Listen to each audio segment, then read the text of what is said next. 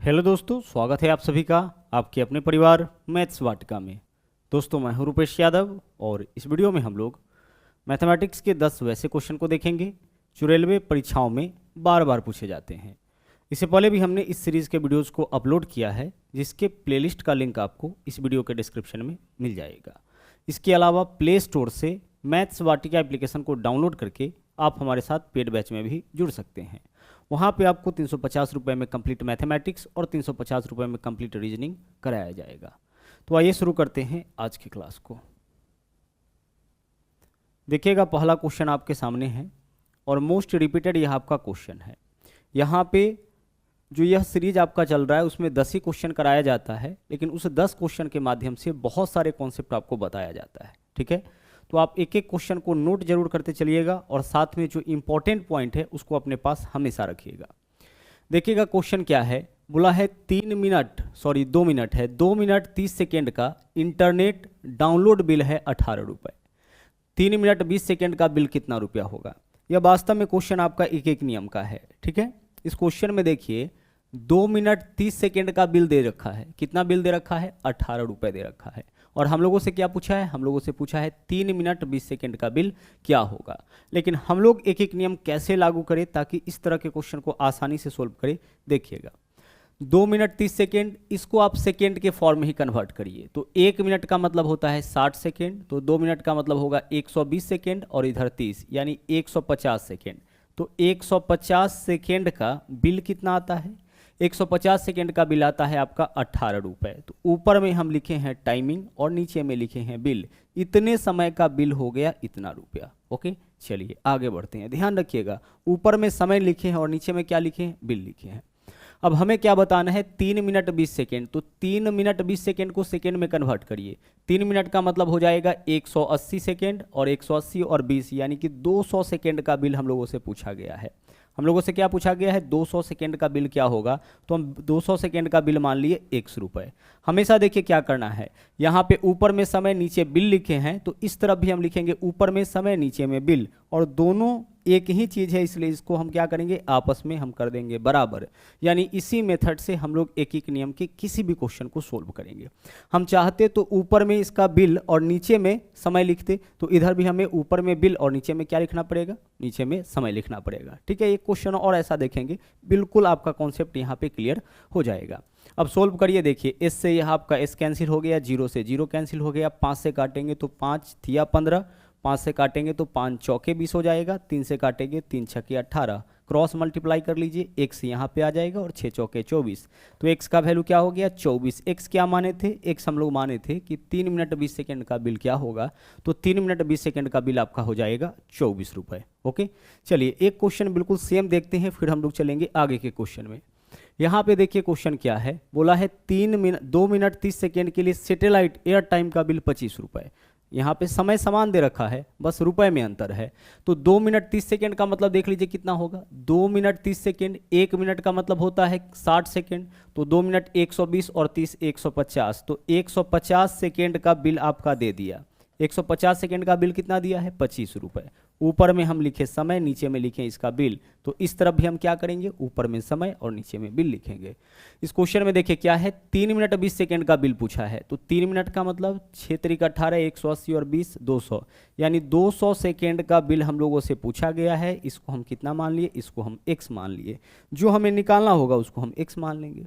Solve कर लीजिए, इससे यह कैंसिल हो गया, 0 से 0 कैंसिल हो गया, 5 से काटेंगे तो 5 तिया 15 हो जाएगा, 5 से काटेंगे तो 5 चौके 20 हो जाएगा, और जो वैल्यू है वह कटेगा नहीं, तो क्रॉस मल्टीप्लाई कर लीजिए। देखिए यहाँ पे 3x का वैल्यू कितना हो जाएगा? 25 चौके 100। 3x का वैल्यू आपका 100 हो गया, तो x का मान क्या होगा? 3 इधर गुना में है, इधर आएगा तो भाग में। 100 को काटेंगे 3 से तो कितना हो जाएगा? 3 तिया 9, 1 3 तिया 9, यानी कि 33.33 रुपये। यही आपका बिल हो जाएगा किसका? 3 मिनट 20 सेकेंड का। तो इसी मेथड से आपको एक एक नियम के किसी भी क्वेश्चन को सोल्व करना है। जैसे मान लीजिए क्वेश्चन ऐसे बोला जाए कि 18 कलम का कीमत 40 रुपये है। ठीक है, 18 कलम का कीमत कितना है? 40 रुपये। तो हमें यह बताइए कि कितने कलम का बिल, कितने कलम का कीमत आपका 50 रुपये हो जाएगा। अब इस क्वेश्चन को कैसे सोल्व करेंगे? तो हमें देखिए क्या करना है, 18 कलम का कितना बिल दे रखा है? सर 18 कलम का बिल दे रखा है 40 रुपये, तो ऊपर में लिखे हम कलम की संख्या, नीचे में लिखे हैं इसका कीमत। इस तरह भी देखिए हम लोगों से क्या पूछा है, हम लोगों को दे रखा है कि 50 रुपये में कितना कलम, तो क्या मान लेंगे x। तो ऊपर में कलम का संख्या कितना हो गया, x कलम हो गया, और नीचे में इसका कीमत कितना है, 50 रुपये दे रखा है। बस सोल्व कर लीजिए। बस आपको यहाँ पे यह चीज़ ध्यान रखना है कि ऊपर में अगर वस्तु का संख्या लिखे हैं तो इधर भी ऊपर में वस्तु का संख्या, नीचे में अगर इसका मूल्य लिखे हैं तो इस तरफ भी नीचे में उसका मूल्य लिखेंगे, सोल्व करेंगे, यहाँ से आपका x का वैल्यू आसानी से आ जाएगा। ओके, चलिए बढ़ते हैं अगले क्वेश्चन में। अगला क्वेश्चन देखिए, यह क्वेश्चन आपका अलजेब्रा से है और बहुत ही इंपॉर्टेंट क्वेश्चन है, ध्यान से समझिएगा। इस क्वेश्चन में देखिए बोल रखा है कि 2x प्लस 1/3x का वैल्यू है 6, तो हमें बताना है 3x प्लस 1/2x का मान।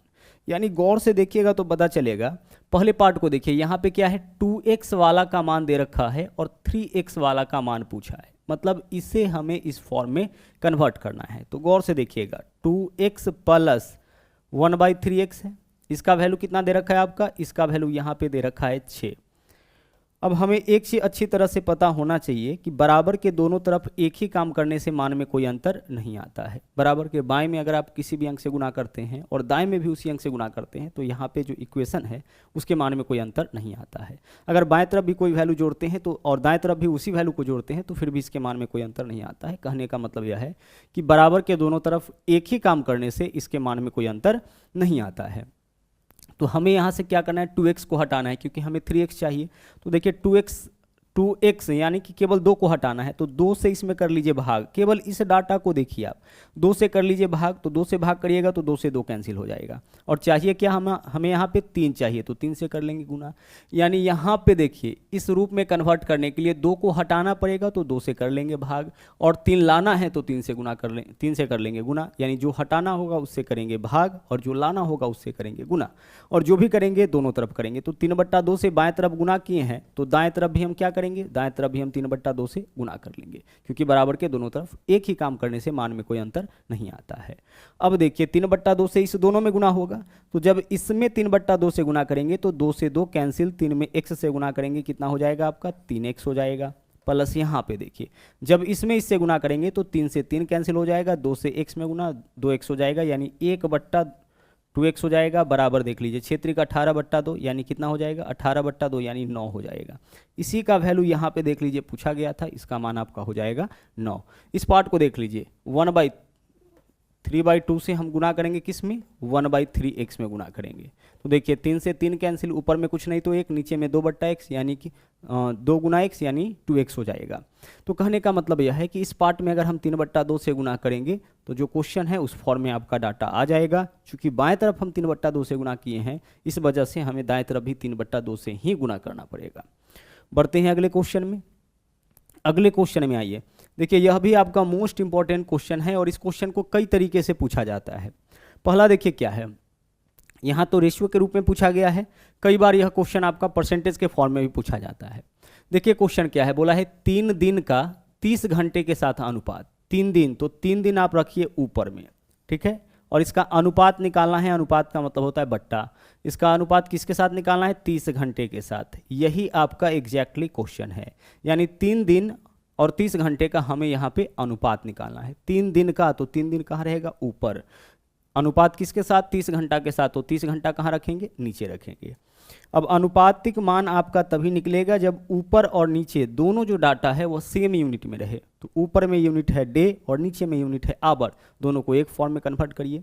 हमें एक चीज़ अच्छी तरह से पता है कि एक दिन में 24 घंटा होता है, तो हम 3 गुने क्या लिख सकते हैं, 3 गुने 24 घंटा लिख सकते हैं 3 दिन के लिए। एक दिन में 24 घंटा, तो 3 दिन में 3 गुना 24 घंटा। तो ऊपर वाले को हम कन्वर्ट कर लिए किस फॉर्म में, आवर के फॉर्म में, और नीचे वाला जो वैल्यू था हमारा वह ऑलरेडी आवर के फॉर्म में ही था। अब इसको सोल्व कर लीजिए, आवर से आवर कैंसिल हो गया। अगर हम इसको काटेंगे 6 से तो 6 चौके 24 हो जाएगा, और यहाँ पे क्या हो जाएगा, 6 पंचे 30। ऊपर में वैल्यू क्या है आपका, और अभी कुछ नहीं कटेगा और कोई नहीं कटने वाला है, तो ऊपर वाला को गुना करिए, 4 तिया 12 ऊपर में हो जाएगा और नीचे में 5, यानी कि 12/5 आपका इस क्वेश्चन का आंसर होगा। 12/5 को हम क्या लिख सकते हैं, 12:5 लिख सकते हैं। बट्टा का मतलब अनुपात, या अनुपात का मतलब क्या होता है, बट्टा होता है। इसी क्वेश्चन में अगर यह पूछा जाता कि 3 दिन 30 घंटे का कितना प्रतिशत, तो हम क्या करते, 3 दिन लिखते ऊपर में, 30 घंटा लिखते नीचे में, और कितना प्रतिशत पूछा गया है तो गुना कर देते कितना से, गुना कर देते 100 से। यूनिट सेम करते, 3 दिन के जगह 3 गुने 24 आवर करते, इस तरीके से 3 गुने 24 आवर करते। नीचे में जो वैल्यू है वह तो आपका वही रहेगा 30 आवर, गुना करते 100 से। यहाँ से हमारा इस क्वेश्चन का आंसर आ जाएगा। क्वेश्चन आपका कभी कभी ऐसे भी पूछा जाता है कि एक घंटा जो है वह एक दिन का कितना प्रतिशत, तो 1 घंटा ऊपर में रखेंगे, 1 दिन नीचे में रखेंगे, प्रतिशत के लिए हम गुना कर देंगे 100 से।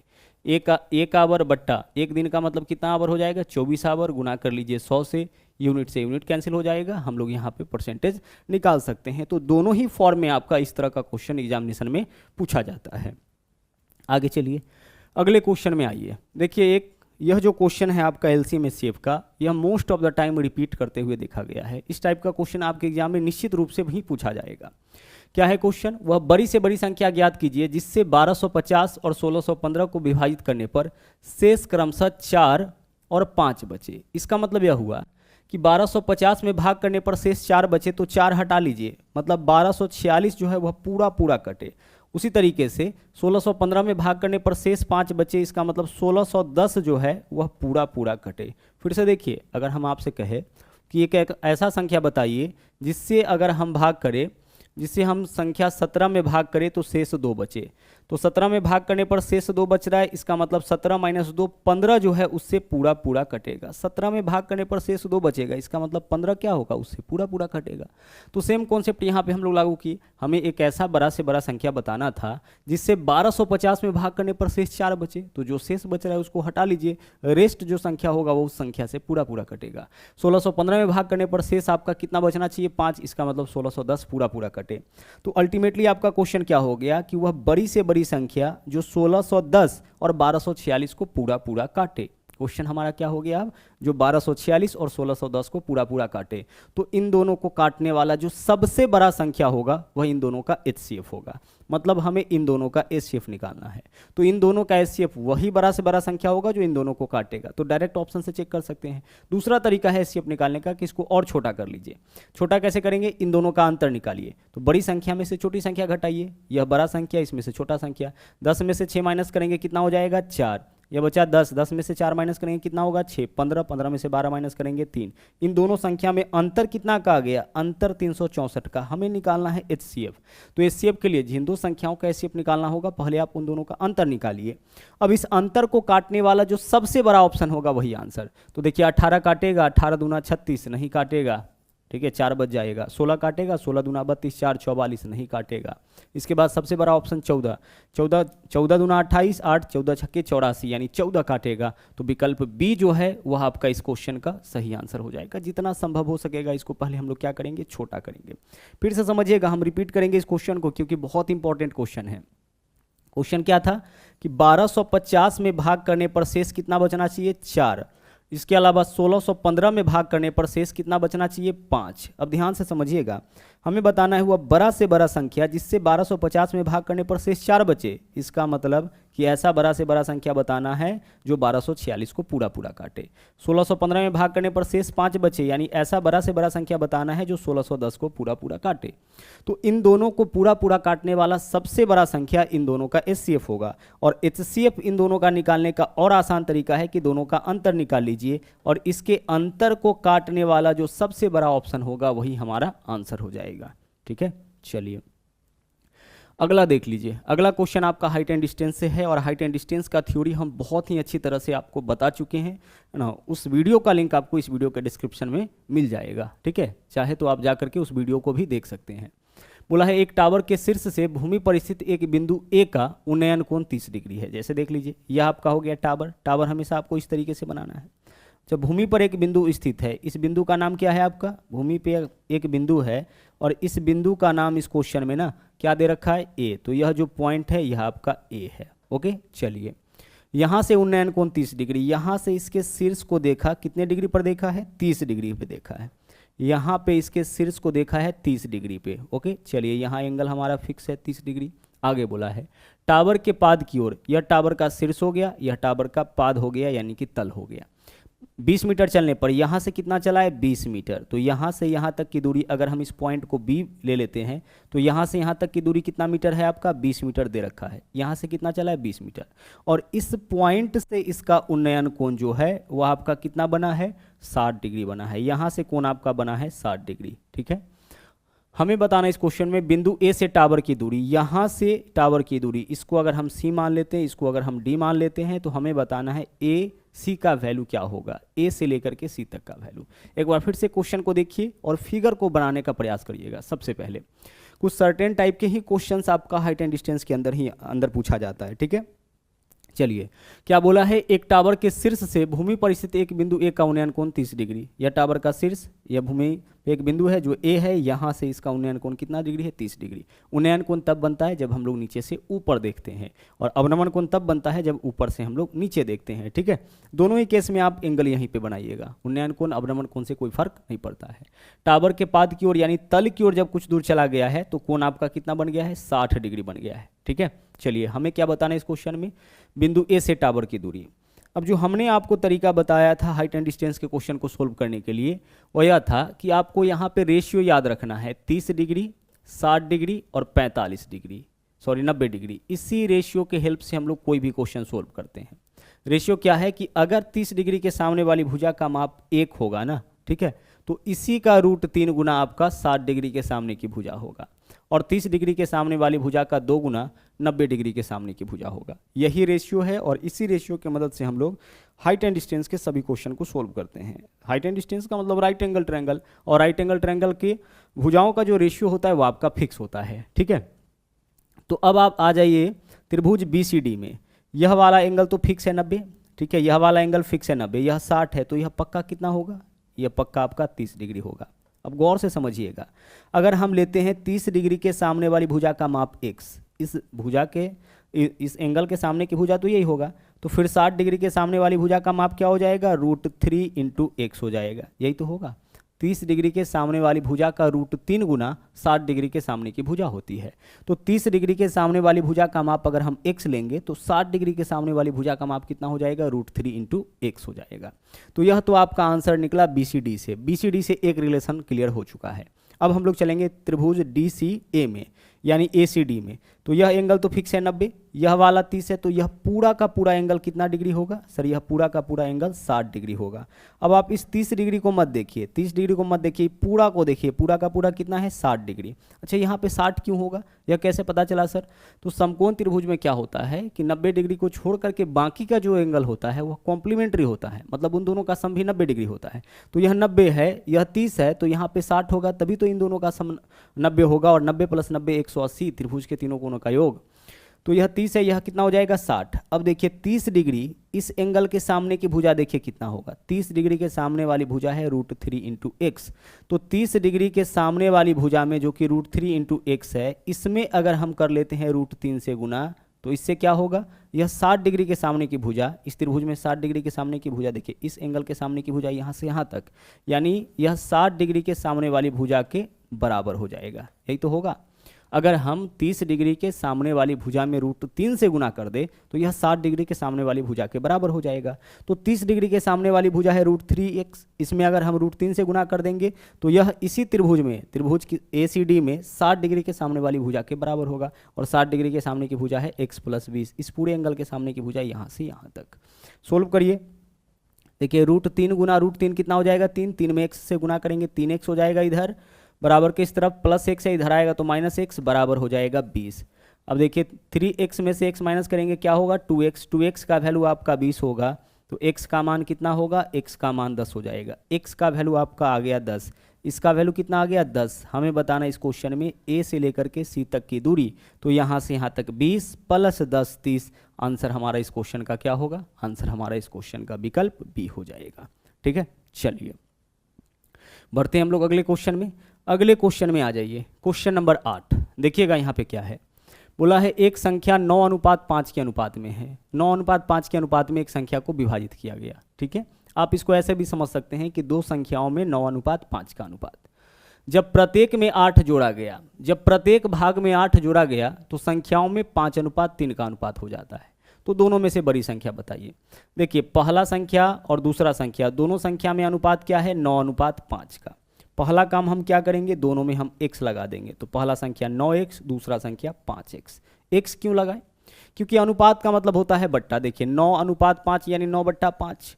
अब अनुपात का मतलब बट्टा है, तो यह तो स्मॉलेस्ट वैल्यू होगा, काटने के बाद इतना होगा। पहले पता तो नहीं है कि कितना गुना था, हो सकता है कि पहले 90 और 50 रहा होगा, फिर भी यह कट के 9:5 हो जाएगा।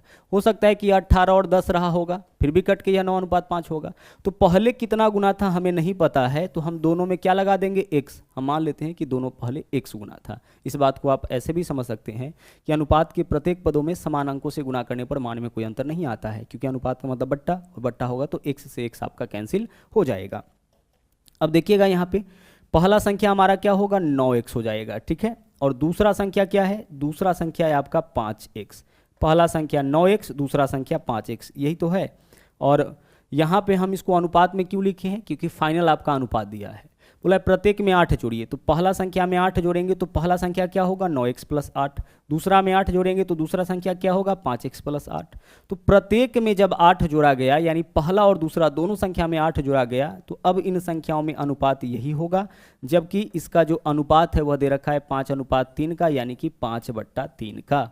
यही तो क्वेश्चन था, जब प्रत्येक संख्या में 8 जोड़ा गया, यानी पहले संख्या में भी 8 जोड़े, दूसरे संख्या में भी 8 जोड़े, तो 8 जोड़ने के बाद अब संख्याओं में यह अनुपात होगा। जबकि अनुपात क्या दे रखा है, 5/3। 5/3 जो अनुपात है वह प्रत्येक संख्या में 8 जोड़ने के बाद का है। अब इसको कैलकुलेट करिए। देखिए 3 से दोनों में गुना होगा, क्रॉस मल्टीप्लिकेशन करेंगे तो 9 × 27 + 8 × 24, ठीक है, बराबर 5 से इस दोनों में गुना, 5 × 25 x + 8 × 5 कितना हो जाएगा, 40। आगे देखिए जो एक टाइप का डाटा है उसको एक तरफ लाइए, तो 25x इधर आके 27x में से माइनस होगा, बराबर जंप जैसे ही करेगा चिन्ह बदलेगा। तो बराबर के दाईं ओर प्लस में है, बाईं ओर लाएंगे तो माइनस में। तो 25x इधर आके 27x में से घटेगा, कितना हो जाएगा आपका, 2x हो जाएगा, बराबर 24 इधर जाके 40 में से घटेगा 16। 2 से काटिए, 2 × 8 = 16। x का वैल्यू आपका कितना आ गया, 8। अब x का वैल्यू 8 आया, इसका मतलब दोनों संख्या निकाल सकते हैं। तो पहला संख्या हमारा 9x हो जाएगा, 9x यानी x के जगह 8, तो 9 × 8 कितना, 72। और दूसरा संख्या 5 × 8 = 40। चूंकि x का वैल्यू आपका आ चुका है 8, इसलिए पहला संख्या हमारा 9x, तो 9 × 8 = 72, दूसरा संख्या 5x, तो 8 × 5 = 40। हमें बताना है दोनों में बड़ी संख्या, यानी आंसर हमारा क्या होगा, 72 आंसर होगा। बड़ी संख्या, दोनों संख्या निकालिए। पहला संख्या भी जैसे ही x का मान निकलेगा तो दोनों संख्या आ जाएगा। बड़ी संख्या पूछा है यानी 9x का वैल्यू निकालेंगे, छोटी संख्या पूछता तो हम 8x का वैल्यू निकालते। चलिए आगे बढ़ते हैं। अगला क्वेश्चन यह आपका नल और टंकी से है, और बहुत ही ध्यान से इस क्वेश्चन को भी आप समझिएगा। देखिएगा क्या बोला है, एक टैंक में 3 पाइप जुड़े हुए हैं। पहला 2 पाइप टैंक को 30 मिनट और 45 मिनट में भरता है, जबकि तीसरा पाइप टैंक को खाली करने के लिए है। अच्छा, तीसरा जो पाइप है क्या बोला है, जबकि तीसरा पाइप टैंक को खाली करने के लिए, जो तीसरा पाइप है वह टैंक को खाली करेगा। तीनों पाइप खुले होने पर 27 मिनट में भरता है। देखिए यह जो डाटा दे रखा है, यह बोला है कि जब तीनों को खोला जाता है ना, यानी पहला, दूसरा, तीसरा, तो 27 मिनट में टंकी पूरा भर जाता है। तो हमें बताना है कि तीसरा पाइप टैंक को कितने समय में खाली करेगा। देखिएगा यहाँ पे पहला पाइप जो है वह टैंक को कितने समय में भरेगा, पहला पाइप जो है वह टैंक को 30 मिनट में भरेगा, ठीक है। चलिए 30 मिनट में भरेगा। दूसरा जो आपका यहाँ पे पाइप है वह टैंक को कितने मिनट में भरेगा, 45 मिनट में भरेगा। इसी दोनों का डाटा दिया है, तीसरा का तो डाटा दिया नहीं है, तो तीसरा को अभी हम छोड़ देते हैं, आगे बढ़ते हैं। अब चलिए, अब आप क्या करिए, आप टंकी का क्षमता निकालिए। क्षमता निकालने के लिए क्या करेंगे, दोनों का एलसीएम। तो 30 और 45 का एलसीएम कितना होगा, 90 होगा।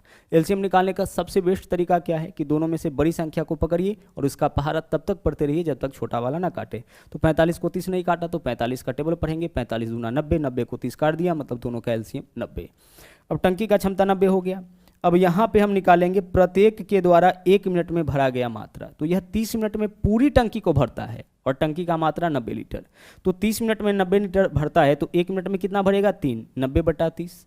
यह 45 मिनट में पूरी टंकी को भरता है, यानी पूरी टंकी मतलब 90 लीटर। तो 45 मिनट में 90 लीटर भरता है, यानी 1 मिनट में कितना भरेगा, 2 लीटर भरेगा। यह डाटा क्लियर हो गया। अच्छा, तीसरा जो है यहाँ पे, उस तीसरे के बारे में हमें यह जानकारी नहीं है कि यह जो है 1 मिनट में कितना खाली कर सकता है। तो हम मान लेते हैं कि यह 1 मिनट में x लीटर खाली करता है। मान लिए कि यह 1 मिनट में कितना खाली करता है, x लीटर खाली करता है, बस हम यही माने यहाँ पे। तो देखिए जब तीनों को चलाएंगे तो पहला 1 मिनट में 3 लीटर भरेगा, दूसरा 1 मिनट में 2 लीटर भरेगा और तीसरा 1 मिनट में 1 लीटर खाली करेगा। यही तो होगा जब तीनों को चलाएंगे तो। और यह तीनों कितना मिनट तक चला है? 27 मिनट तक। तो इसका 27 गुना टंकी में पानी होगा, जबकि 27 मिनट में टंकी पूरा भर गया। तो टंकी का क्षमता हम कितना माने थे? 90 माने थे। जब तीनों को चलाएंगे तो पहला 3 भरेगा, दूसरा 2 भरेगा और तीसरा हम मान लिए कि तीसरा जो है प्रत्येक मिनट में 1 लीटर खाली करता है, क्योंकि तीसरा जो है वह खाली करने वाला है। तो प्रत्येक मिनट में कितना खाली करता है उसको माने हैं। हम यहाँ वाला वैल्यू नहीं निकालने हैं कि यह जो है पूरी टंकी को कितने समय में खाली करेगा, वो बाद में निकालेंगे। हम अभी क्या निकाले हैं कि तीसरा जो पाइप है वह 1 मिनट में कितना खाली कर सकता है, तो 1 लीटर।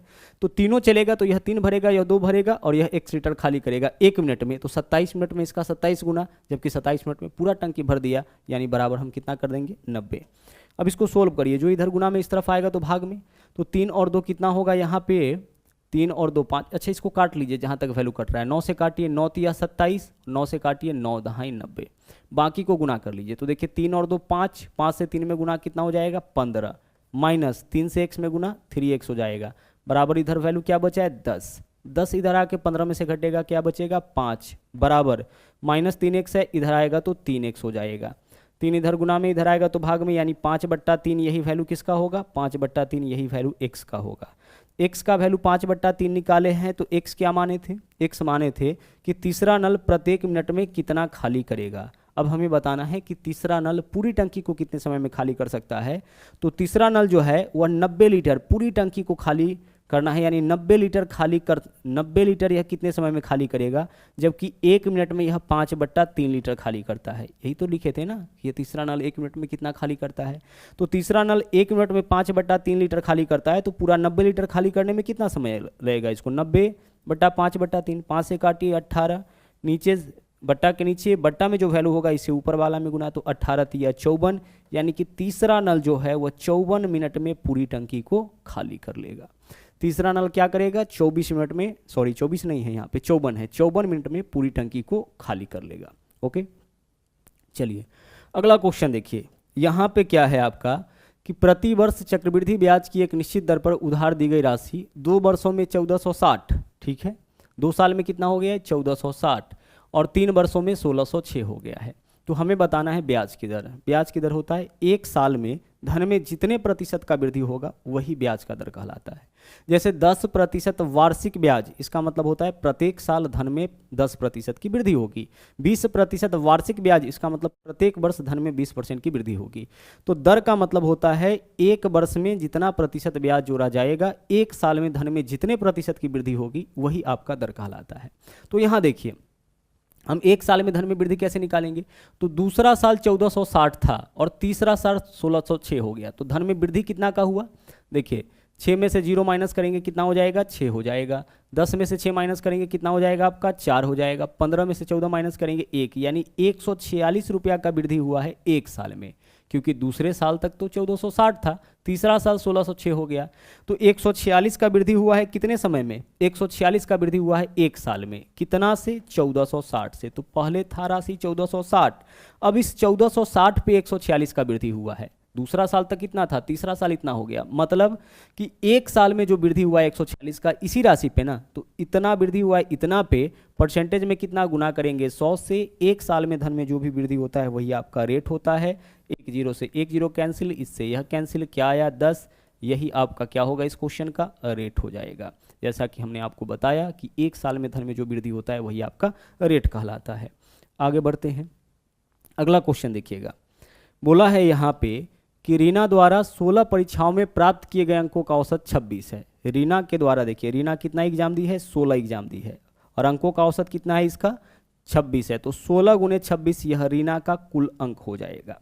रीना का कुल अंक कितना हो जाएगा? 16 गुने 26, क्योंकि यह 16 एग्जाम दी है और औसत अंक इसका 26 है। औसत का मतलब होता है प्रत्येक का मान।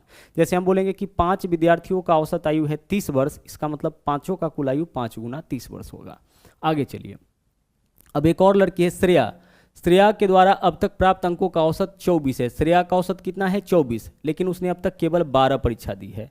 तो अब श्रेया के पास आइए। श्रेया जो है कितना एग्जाम दी है? 12, और इस 12 एग्जाम में इसका औसत कितना का है? 24 का। तो 12 गुने 24 इसका कुल अंक हो जाएगा। 12 एग्जाम में औसत अंक 24, यानी 12 एग्जाम का कुल कुल योग 12 गुने 24 हो जाएगा। रीना के समान प्रदर्शन करने के लिए, यानी कि इस दोनों का प्रदर्शन हमें क्या करना है, समान कर देना है। तो दोनों का प्रदर्शन समान कब होगा, जब दोनों का नंबर समान आ जाए, समान एग्जाम में दोनों का नंबर समान आ जाए। तो रीना का के समान करने के लिए, यानी कि श्रेया का नंबर जो है वह रीना के नंबर के समान करने के लिए शेष 4 परीक्षाओं में औसत अंक, यानी अब इधर श्रेया को 4 परीक्षा और देना है। औसत अंक कितना होना चाहिए, तो हम मान लिए कि शेष 4 परीक्षाओं में इसका औसत अंक अगर x होगा तो चारों परीक्षा का कुल अंक कितना हो जाएगा, 4x। तो पहले 12 परीक्षा में श्रेया का कुल स्कोर और अंतिम 4 परीक्षा में श्रेया का कुल स्कोर, तो यह हो गया श्रेया का कुल स्कोर, यह हो गया रीना का कुल स्कोर, और दोनों का अंक हमें क्या करना है, बराबर, क्योंकि दोनों का प्रदर्शन एक समान करना है। 16 से 26 में गुना करिए, 16 छक्के 96, 6 हासिल 9 हो जाएगा, 16 दूना 32 और 9 41, यानी यहाँ पे 416 वैल्यू हो जाएगा। 16 छक्के 96, 6 हासिल 9, 16 दूना 32 और 9 41। ठीक है, आगे देखिए 24 गुने 12 है ना, इधर प्लस में है, इसको अगर हम इस तरफ लाएंगे तो माइनस में, चलिए माइनस में आ जाएगा। गुना कर लीजिए, 24 दूना 48, 8 हासिल 24 दूना 48, 8 हासिल 4, और 24 से कम 24 और 4 28, 288 हो जाएगा। चेक करिए तो जरा सा, 12 चौके 48, 8 हासिल 4, 12 दूना 24 और 4 28। ठीक है, तो यहाँ पे 288 है, इस तरफ आएगा तो माइनस 288, यही वैल्यू किसका हो जाएगा, 4x का हो जाएगा। माइनस करिए, 16 में से 8 माइनस करिएगा, कितना होगा 8। इसके बाद यहाँ पे क्या बचेगा आपका 10 में से 8 माइनस करेंगे 2, 3 में से 2 माइनस करेंगे 1, 128 बराबर क्या होगा, 4x। तो x का मान 128/4, 4 से काटिए इसको, 4 तिया 12, 4 से अगर हम इसको काटेंगे क्या वैल्यू आ जाएगा, देखिए 4 तिया 12, 4 दूना 8, यानी कि 32 वैल्यू किसका हो गया, x का। x क्या माने थे, x हम लोग माने थे कि अंतिम 4 परीक्षा में श्रेया का औसत अंक कितना, तो हमें यहाँ पे प्राप्त हुआ है 32। ठीक है, चलिए, तो यह था आज का आखिरी क्वेश्चन। आज के लिए इतना ही। और हाँ, अगर आप हमारे चैनल पर नए हैं तो इस चैनल को सब्सक्राइब जरूर करें, इसके अलावा लाइक और शेयर करते रहे। तो मिलते हैं अगले वीडियो में फिर से एक नए सेट के साथ। Thank you.